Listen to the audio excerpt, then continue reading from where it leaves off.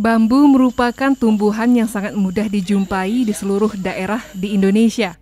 Oleh sebab itu, sebagian warga memanfaatkan bambu untuk dijadikan anyaman dalam pembuatan perabotan rumah tangga maupun barang lainnya.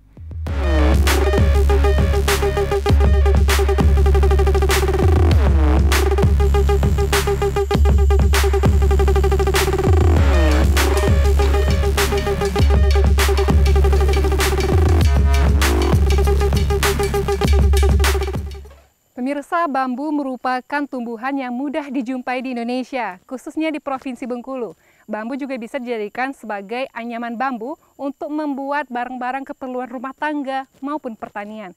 Pemirsa penasaran bagaimana proses dari anyaman bambu? Terus saksikan di Lensa di Rafflesia.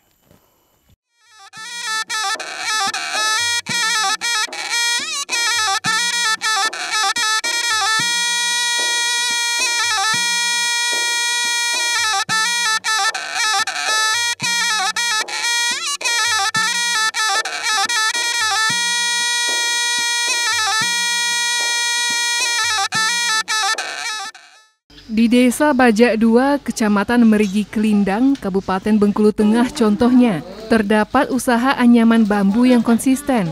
Keahlian untuk menekuni kerajinan anyaman bambu sudah diperoleh sejak masa nenek moyang. Dalam mengembangkan usahanya, Pak Tarzoni dibantu oleh beberapa pekerja dan ibu rumah tangga yang dibentuk dalam sebuah kelompok bernama Kelompok Anyaman Bambu Berkat Yakin.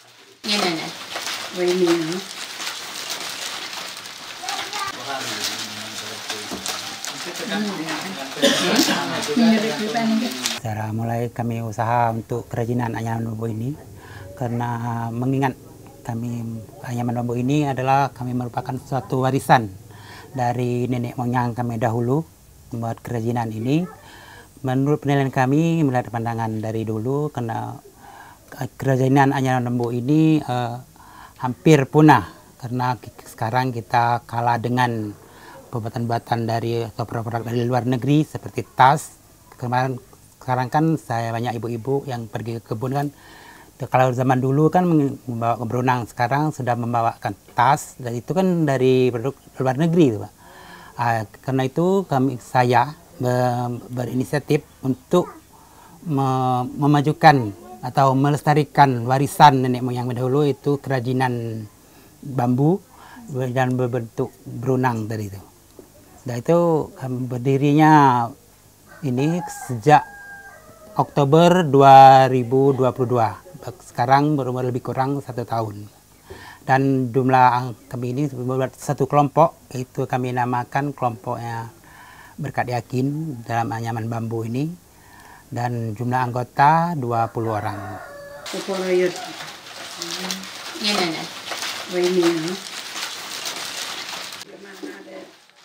Kerajinan anyaman bambu yang dikelola Pak Tarzoni berkembang juga berkat dari pengrajin anyaman, yakni kelompok ibu-ibu rumah tangga.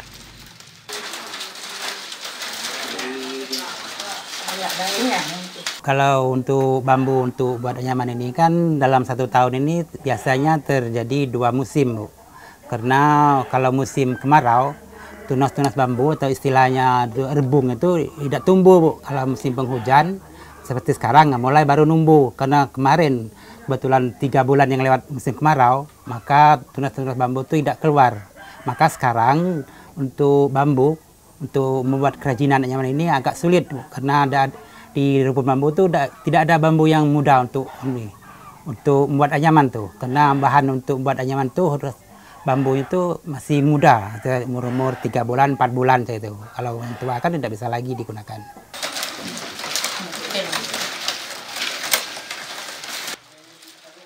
Ibu-ibu rumah tangga tersebut tinggal di dekat sekitaran tempat produksi.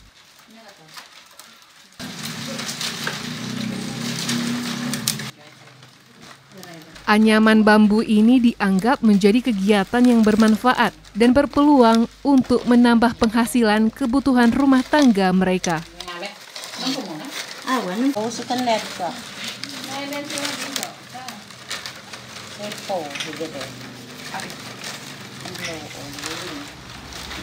Untuk anyaman ini Karena saya senang ya dengan ini.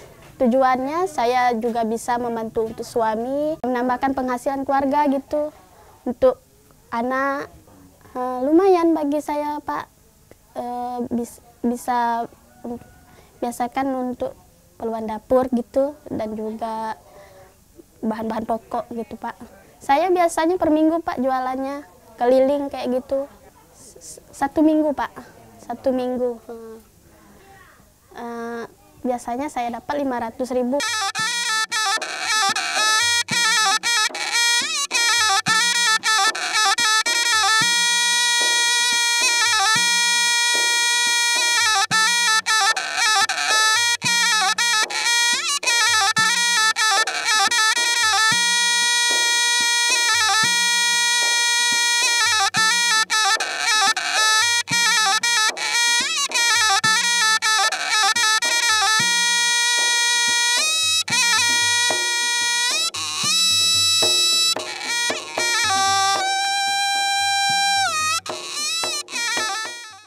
Sebelum melakukan proses anyaman bambu, Pak Tarzoni harus mencari bambu yang berkualitas baik untuk menciptakan hasil produksi yang prima.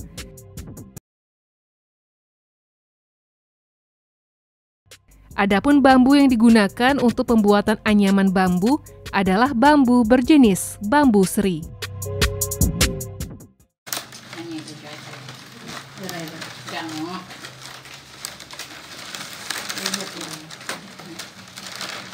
Bambu seri dipilih karena dinilai bersifat lebih kuat dan tahan lama sebagai bahan baku anyaman.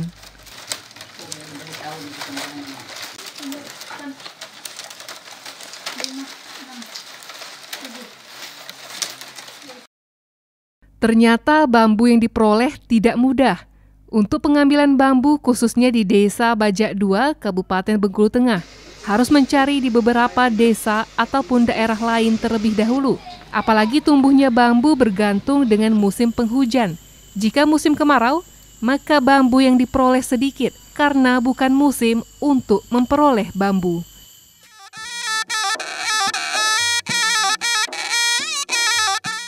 Selain itu, untuk mempertahankan usaha anyaman bambu ini tidak mudah bagi Pak Tarzoni. Pak Tarzoni pernah mendapatkan komentar yang kurang baik dari beberapa orang yang merendahkan usaha yang ia bangun. Namun, hal tersebut tidak menyurutkan semangat Pak Tarzoni untuk mempertahankan usaha anyaman bambu ini. Suka duka banyak sekali Bu. Sebabnya kami ini kalau masalah bahan baku kami kan banyak kekurangan, dan juga dari pandangan masyarakat lain kan kita kan tidak semua masyarakat mendukung, ada juga yang pro dengan kita kan. Banyak pula yang mengatakan usaha kerajinan bambu. Batas mana apa tuh kerajinan bambu kan? Nah, itu kan kami ini berkat keyakinan kami terus berusaha untuk melestarikan warisan nenek moyang kami dahulu. Dengan kegigihan Pak Tarzoni, terbukti selain memperoleh keuntungan dari usaha anyaman bambu, Pak Tarzoni juga mampu membantu untuk membuka peluang lapangan pekerjaan bagi ibu-ibu rumah tangga untuk memperoleh penghasilan tambahan.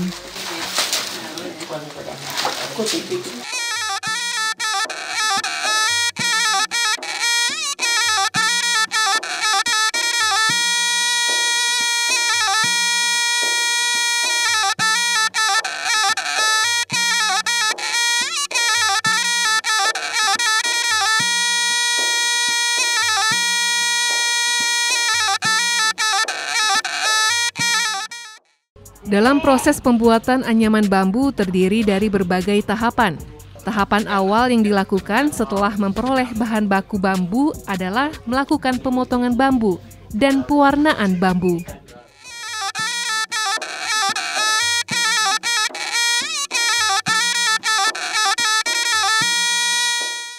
Ibu, ya. Ini lagi proses apa Bu? Ngecat anyaman bambu. Lagi proses cat anyaman bambu ya? Iya. Pemirsa, anyaman bambu memiliki berbagai proses tahapan-tahapan. Salah satunya adalah mewarnai bambu. Nah, pemirsa penasaran bagaimana proses dari anyaman bambu ini? Terus saksikan di Lensa di Rafflesia.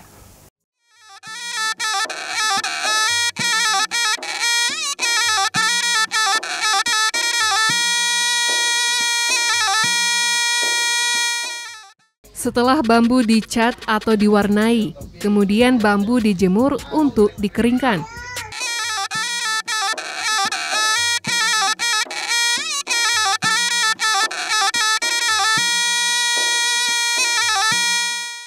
Setelah melakukan penjemuran, bambu kemudian dipotong menjadi bilah-bilah tipis dan panjang sesuai dengan desain barang yang diinginkan.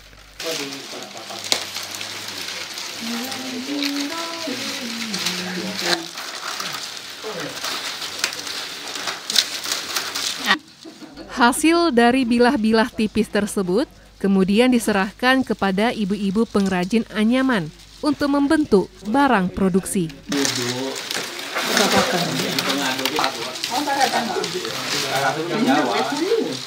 Barang produksi anyaman bambu diantaranya adalah beronang, bakul, nyiru atau penampi beras, miniatur dari bambu, dan lain-lain.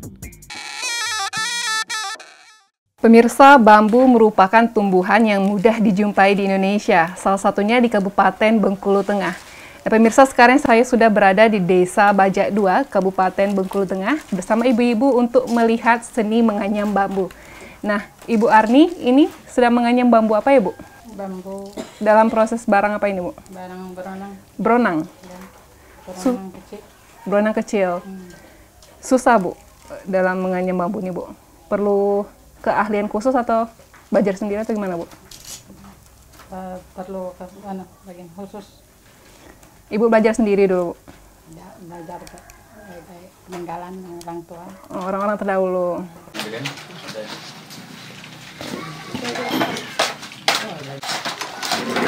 Pembentukan barang produksi dari anyaman bambu membutuhkan ketelitian dan keuletan yang cukup tinggi.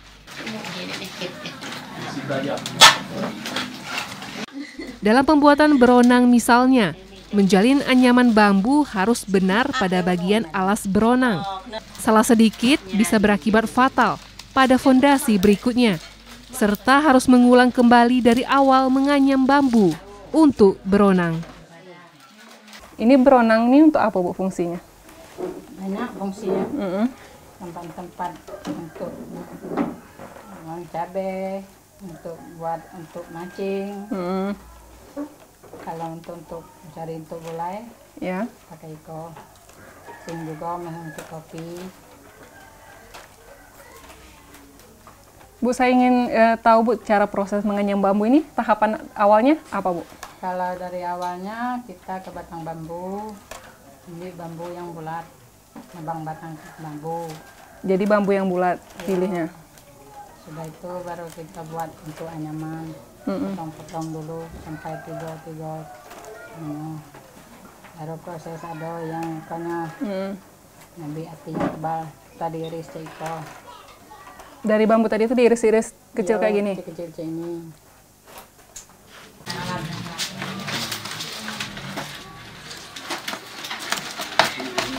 Keahlian ibu-ibu pengrajin tersebut sudah diajarkan dan diturunkan sejak masa nenek moyang di Desa Bajak 2 yang menjadi warisan keahlian.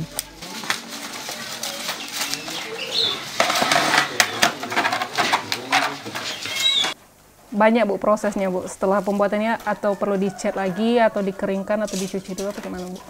Dikeringkan dulu sampai 3 hari. Udah jadi ini dicuci, dikeringkan. Yo, direndam dulu, baru dilepas lagi yang artinya. Baru kita buat alasnya. Sehari ini bisa selesai, Bu? Kalau ngambil dari batang langsung buat ini, kalinya sebuah selesai. Kalau udah dari batangnya. Buatnya sebuah kalinya. Sebentar jadi, tidak perlu lama bikinnya, Bu? Itulah lamanya, setengah hari. Setengah hari lah selesai. Sehari bisa berapa beronang, Bu, selesai, Bu? Palingnya lah 2, paling banyak. 2 per orang? Iya.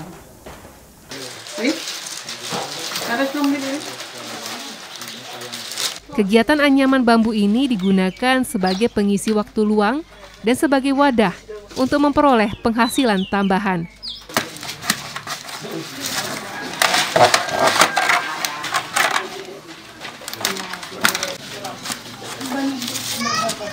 Untuk saat ini, pengrajin dari ibu-ibu rumah tangga yang bergabung bersama Pak Tarzoni berjumlah 20 orang.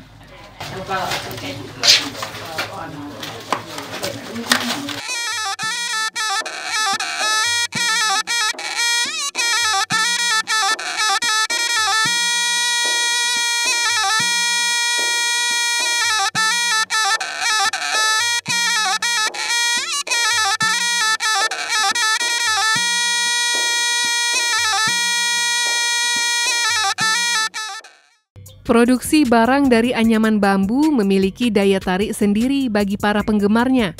Barang yang terbuat dari anyaman bambu memiliki estetika keindahan yang klasik dan tradisional.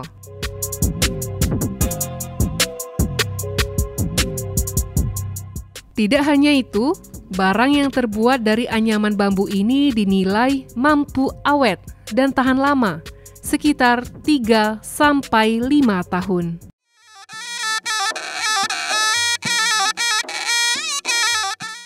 Tidak heran, barang produksi anyaman bambu milik usaha Pak Tarzoni banyak diburu oleh para penggemar anyaman bambu.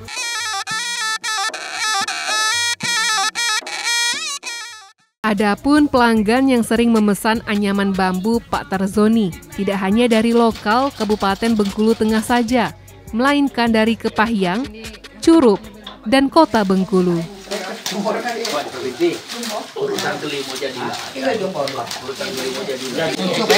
Produk anyaman bambu yang dipesan oleh para pelanggan dalam jumlah yang tidak sedikit, yaitu dari 100 hingga 200 barang. Harga pun bervariasi, tergantung dengan ukuran dan jenis dari anyaman bambu yang dipesan.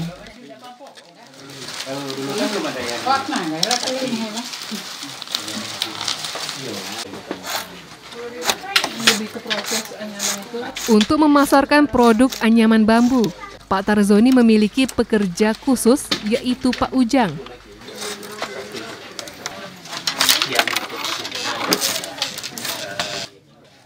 Pak Ujang fokus bertugas memasarkan dan mengantarkan hasil dari produk anyaman bambu yang dipesan. Tidak sedikit tantangan yang harus dihadapi Pak Ujang dalam memasarkan produk anyaman bambu. Kalau saat ini masih juga berenang, bakul, dan tampa. Itu. Berapa Pak harga berenang itu Pak? Kalau berenang kita ngambil di dusun harga 25, jual ke gudang 28. Itu tergantung kayak berenangnya juga, Bu. 3 macam. Ada yang kecil, ada yang menengah, ada yang besar. Kalau yang besar kita ngambil di dusun 27,5, jual 35. Itu. Kalau tanpa itu tuh ngambil di dusun 20, jual ke gudang 25. Itu bakul. Kalau bakul untuk beras itu ngambil di dusun 5.000, jual di gudang 8.000. Ibu ini berdiri atau duduk? Berdiri aja. Meskipun terdapat berbagai kendala yang dihadapi dalam pemasaran produk, Pak Ujang tetap semangat dan optimis memasarkan produk anyaman bambu.